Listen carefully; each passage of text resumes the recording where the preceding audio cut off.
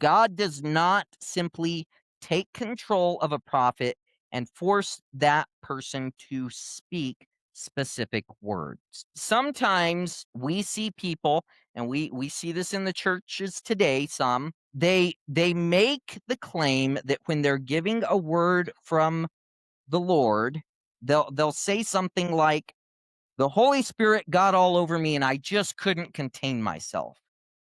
I'm sure if you've been in church, especially a Pentecostal charismatic church, you've seen that before. Now, a lot of times this is an excuse for weird behavior.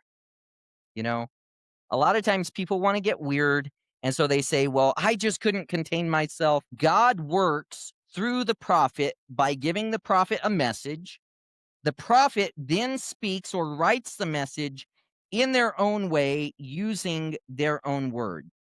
So I'll tell you this too. The prophet also has the choice not to say anything. Again, in Second Peter 1:21, Peter stated that prophecy never had its origin in the human will, but prophets, though human, spoke from God as they were carried along by the Holy Spirit, right? The current of a river carries a boat downstream, but the person rowing the boat is able to control which part of the river the boat is carried on or whether to move to the bank and leave the river.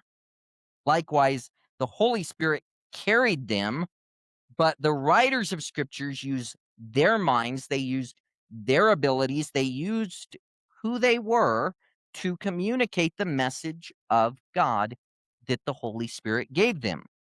And we may not be able to fully understand every way that God works in this or all the things that God does, but we can understand that the Holy Spirit didn't take control of them, didn't possess them, didn't do that where they just go blank and start writing. He guided them, He led them, He inspired them. So we can define inspiration as the manner in which God gave His message to the original writers of Scripture.